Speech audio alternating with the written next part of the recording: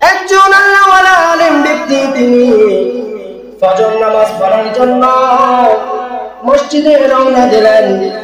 এমন সময় হয় আমরা আজান শুনি না, কিন্তু মনে করি মনে হয় আজানে দিয়ে ফেলেছে, নামাজের সময় হয়ে গেছে, আমরা মসজিদে চলে আসি। একজন আলেম ব্যক্তি তিনি ফজর নামাজ পড়ার জন্য মসজিদে রওনা দিলেন, আর তিনি দেখতে পাইলেন এখনো ফজরের আজান দেয় না, এখনো ফজরের আজান দেয় না। তিনি একটা গোরস্থানের পাশে দাঁড়াইলেন, গোরস্থানের পাশে দাঁড়াইয়া তিনি হঠাৎ করে যখন বসে পড়লেন, বসে পড়ার পরে আমার ঘুম এসে গেল। ঘুম আসার পরে উনি এবার স্বপ্নে দেখলেন ওই কবরের মধ্যে যতগুলা কবরবাসী আছে, প্রত্যেকটা কবরবাসী উঠে তারা কবরের উপরে বসে রয়েছে। আওয়াজ দিয়ে বলেন সুবহানাল্লাহ। দেখতেছে, স্বপ্নের মধ্যে দেখতেছে প্রত্যেকটা কবরবাসী কবর থেকে উঠে তারা কবরের উপরে বসে আছে। আবার কেউ কেউ কিছু কিছু টোকায় নিতেছে, মানে দুনিয়ার থেকে কিছু টোকায় নিতেছে।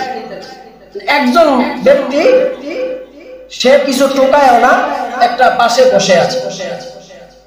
এবার ওই আলেম তাকে প্রশ্ন করলো, এরে ভাই, এই গোরস্থানের মধ্যে শত শত কবরবাসীরা তারা কিছু না কিছু টোকায় নিতেছে, তুমি কেন টোকাও না? ওই ব্যক্তি বলল, আমার কিছু দোকানের প্রয়োজন নাই, আমার যা কিছু আছে দুনিয়া থেকেই আমার জন্য চলে আসে। আওয়াজ দিয়ে বলেন সুবহানাল্লাহ। এবার প্রশ্ন করলো, এরে ভাই, এতগুলা কবরবাসী তারা কি টোকায়, তারা কি টোকায়, তারা কি টোকায়? ওই ব্যক্তি তাদেরকে বললো, আলেমকে বললো, এরে হুজুর, তারা ওই আমলগুলো টোকায়। দুনিয়ার মধ্যে কেউ না কেউ তাদের জন্য একটু দোয়া করে, আল্লাহ তাদেরকে এই দোয়াটা দুনিয়ার মধ্যে রাখে, তারা টোকায় টোকায় নেয়। দুনিয়ার মধ্যে কেউ ছোট ছোট গুনাহ করলে আল্লাহ তাদেরকে মাফ করে দেয়, কিন্তু বড় গুনাহগুলো যখন আল্লাহ মাফ করে না, এই আযাব থেকে বাঁচার জন্য তারা কিছু টোকায় নেয়, নেক আমল টোকায় নেয়। এবার প্রশ্ন করলো, এরে ভাই, এরা তো সবাই টোকায় নেয়, তুমি কেন টোকায় নাও না?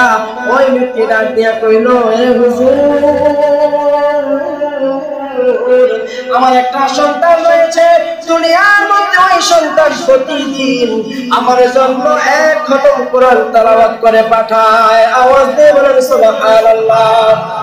ওই সন্তান অমুক বাজারের মধ্যে গোশত বিক্রি করে, ওই সন্তান প্রতিদিন আমার জন্য এক খতম কোরআন তেলাওয়াত করে পাঠায়।